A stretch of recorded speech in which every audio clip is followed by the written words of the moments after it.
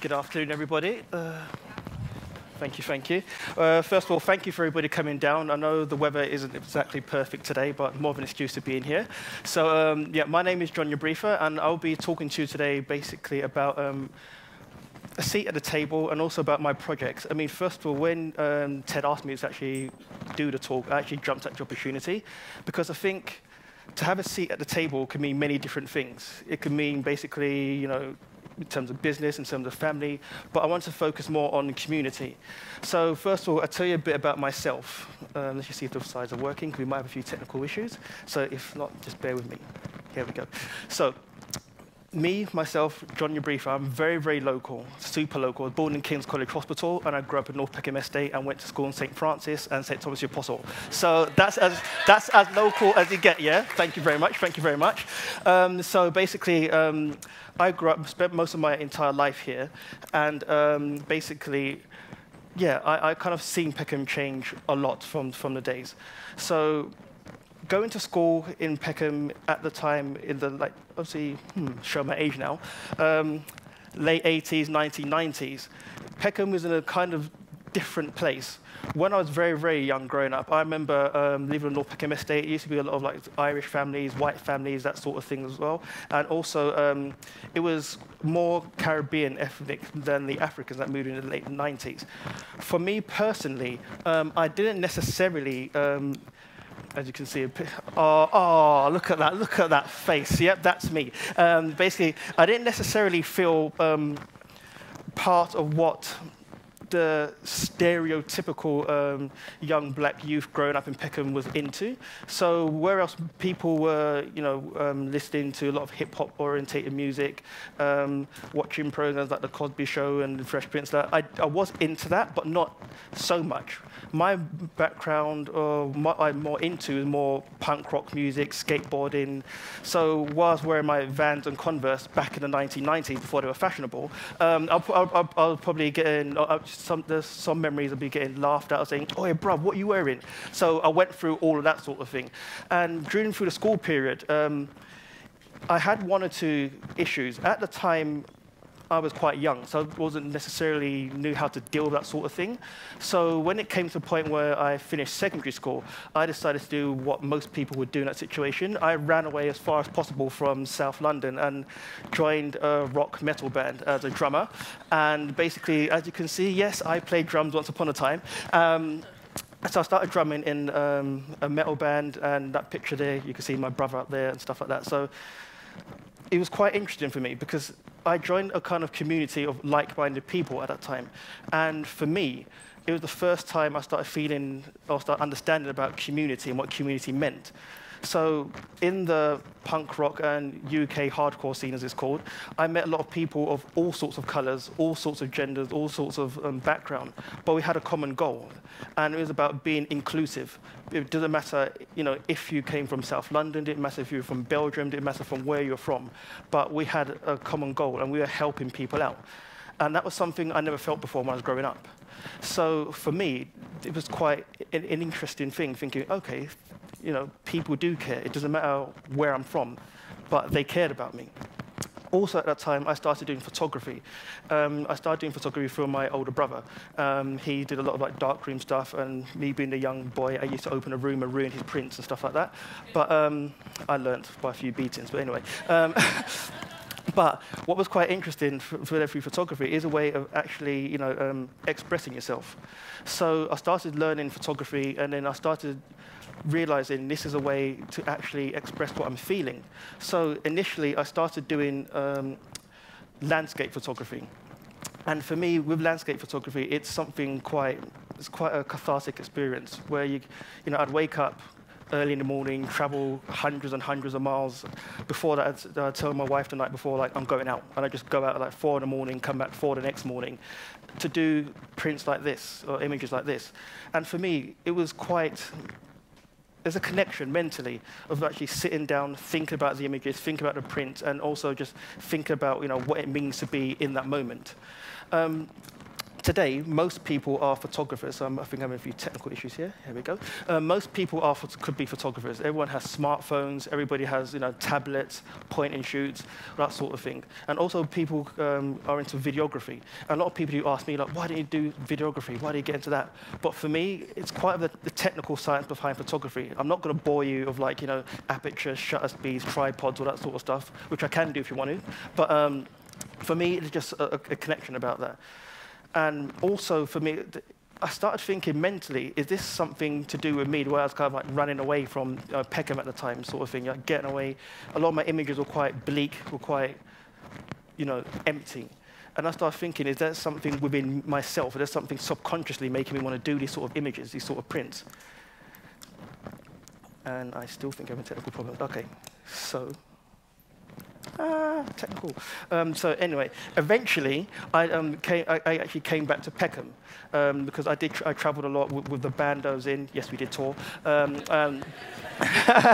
Yes, we did. And also, I'm not going to brag, but I am. But there was a John Peel session somewhere on the internet. If you know who John Peel is, then you know that means quite something. But anywho, so eventually, like a boomerang, I always keep coming back to Peckham. So no matter where I go or no matter what I do, I always come back to Peckham. And then around 2011, 2012, once I did come back to Peckham, I started noticing changes within the area. Some of the houses were changing. Obviously, if people are local, they probably have heard of the Haygate and the Ellsbury estate, things getting knocked down. And people started mentioning that word, that G word, gentrification, that's that word. And people were saying that, the area's starting to change, this is happening, that's happening.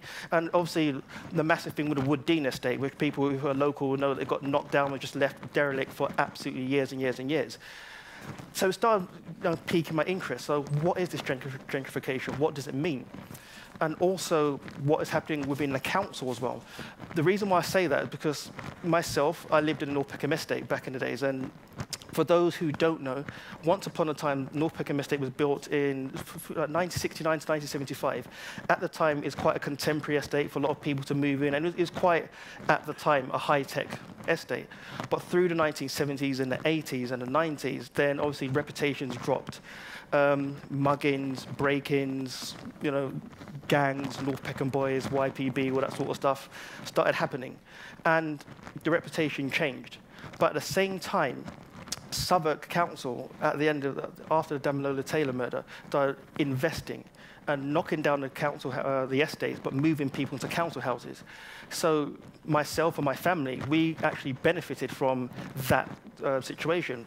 We moved into a council masonette, and it was a very nice place, but it was council built. But now there's a sea change in the council. They're selling off land to private investors, to housing associations, so on and so forth. So that gentrification issue was becoming more prominent. I think I've got a major technical problem because my slides have all disappeared, but let me just talk. So basically, I came back into 2011, 2012 and started taking pictures and images of Peckham. First of all, trust me, they are quite good, but unfortunately you can't see them. Can you see them? Yay, Peckham, Rye Lane. So yeah, so basically, I started taking certain pictures of Peckham, and what I tried to do initially was actually do it in a way which would actually show Peckham off, to be quite beautiful, artistic, even abstract. Because I'm pretty sure most of you who do live in Peckham have never seen Rye Lane as empty and clean as that. So, because usually Rye Lane on a Saturday afternoon is literally like, you're at the bus stop like that trying to get a 343 or 176 or 171, sorry. So I started doing a few of these images like that, and I wanted to show people that Peckham is more than just, the reputation. It's just like, full of gangsters and drugs and so on and so forth. There's a lot of people in Peckham and a lot of sub-communities within Peckham. So initially, has it changed yet? It's not changed, has it? Yay! So basically, again, I wanted to do something rather artistic. So those of you who know, this is Burgess Park, and that's like basically the Coburn Primary School. But I wanted to show it off in a way that it looks kind of artistic and makes you look, you know what? Peckham and Campbell is actually beautiful. I'm actually proud to live in this area. This area is something which I can actually, thank you very much. Thank you. But it's basically something that, Peckham, Camberwell, a lot of South London does get a very bad rep. So it's something that I actually wanted to sell to people. Actually, it's not. But at the same time, people are saying, oh, yeah, but you're responsible for gentrification to make it look too good. So it's a yes, I hold my hands up. But at the same time, it is one of those things, basically trying to sell the area to make it look good. But then also, going back to what I said at the beginning about maybe running away from the area, I started thinking to myself, well, maybe I've got to start talking to people within the area, people who live in Peckham. So at first, back in 2012, I started taking abstract pictures of people. So this is like Rye Lane, Peckham train station. With the advent of Instagram, there's a lot of people taking pictures in the area, which is really, really awesome. I love the fact that anyone can pick up a camera and start taking pictures of anything, because every single person in this room has a different view of what the local area is. So, I don't want to ever hold exclusivity to what Peckham should look like or whatever it is. This is like how I want to show it off. So, when I started doing this back in 2011, 2012, I was quite nervous to just like stick a big lens to someone's face and let me take a picture of you. So people were like, hey, bruv, what are you doing? So I was kind of like doing it kind of artistically. I've got a massive telephoto lens and started just like doing a few of those images. And then eventually I started saying, well, if I actually want to get a real feel for what Peckham is all about, I've actually got to start actually stopping and talking to people. So eventually, I went up to a few friends and said, oi, do you mind if I take a picture of you? What for? Peckham, blah, blah, blah. So we started doing a few images. But then within that, I actually wanted to ask them specific questions, ranging from like, how long have you lived in the area? Do you feel part of a community? Are you happy with the changes going on in the area? Do you see yourself living here in the next 5 years? The reason why I asked those specific questions is to get a gauge a feel for the community. Because what I started finding out was a lot of people are moving in and moving out of the area. Quite a lot of students, quite a lot of people who are flat sharing, and so on and so forth. Also, what I started finding out as well is that a lot of people started getting really cautious. Why are you asking me these questions? Do you work for the council? Are you going to kick me out? But as funny as it is, it's also quite disconcerting, because at the same time, people starting to fear what the council's about, because we all know, not we all know, but a lot of people do know what happened in Aylesbury and Haygate. People getting displaced, people getting moved out of the area. So a lot of people are starting getting worried, like, if I say something, am I going to get kicked out? Do you know what I mean? So it's quite a shame. But then also at the same time, there are real problems here. There are real problems with rising rents. There are real problems with homelessness. And these are things we see. I've seen people in Peckham Rye Park sleeping in tents. I've seen people in Burgess Park sleeping on benches in the morning when I go to work. So, I wanted to gauge what is actually going on. And also regarding homelessness, homelessness has actually changed. How many people, I know a few people who, couch surfing, which is technically being homeless. And that's happening within Peckham. I know, I'm not going to name the area, but, it's real and it's happening. So basically, my project wanted to cover a whole spectrum of things. And also there's no real end date to it, but it's just really trying to find out what is going on our doorstep. So I know my images are still not changing, so damn you. Yay. Okay, so basically, these are some of the pictures I've been taking of street photography, or just people within the street of Peckham. This is like Rye Lane, with like a whole family walking past and stuff like that. But again, it's trying to make it look a bit different, trying to sell Peckham and the people and the diversity within Peckham. Because Peckham is a very, very diverse area. And I think, going back to my thing at the beginning about not feeling that I fitted in sort of thing, doing this project has actually made me reconnect and made me realize, actually, a lot of the problems I had, or perceived problems I had at the beginning, was with myself, because a lot of people were actually willing to accept me, but I was actually put off by one or two experiences. But the important thing about having a seat at the table, as this whole talk is about today, is being, first of all, strong enough to have strength in your own convictions. Yes, I might not be the typical archetypal black boy who grew up in the 80s and 90s, but at the same time, I do have a voice. And through this project, it's me about putting that voice out there. And the fact is, as other people, like I said, anyone could be a photographer. Anyone could do anything. It could be through video, it could be through anything. But be very wary that we all have a voice. We all have a voice, and we all have a voice within our community. And before I finish, I just want to tell you about a few instances, a few experiences I had doing this project. There's a situation which myself and my wife was at before, as a local park. And basically, it was a thing for, I don't want to sound too crass, but a certain demographic of people in Peckham were there. And then during the event, a few people came in and were asking, like, oh, can I have a few of the cakes here? But they were from the estates. And the expression on the people who actually organising it were like, oh, I suppose you can take some. And that stuck out at me. Because the fact of the matter is, even within Peckham, there are so many different communities. You know, Bellenden Road is miles apart from Friary Estates, do you know what I mean? That is a thing which, you know, as a community, is that a good thing or a bad thing? And also, we need to ask ourselves certain questions.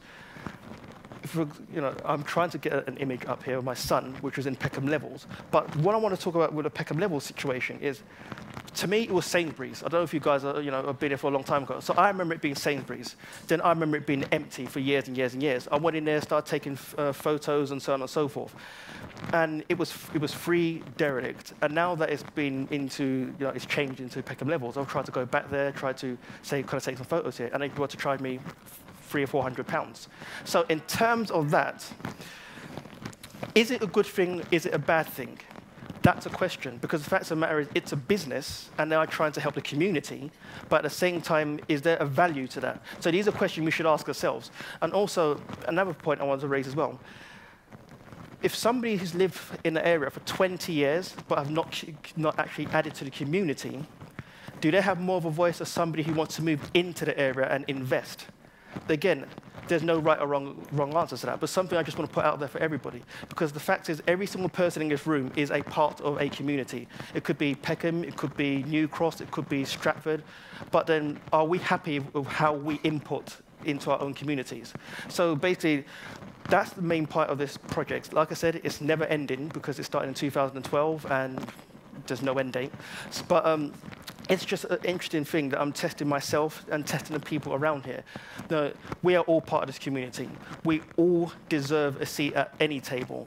And it's very, very important for us to make sure we make our voices heard and basically shape the way our community goes in the future. Anyway, my time is up. My name is John Yabrifa. Have a great afternoon, and thank you very much. Thank you.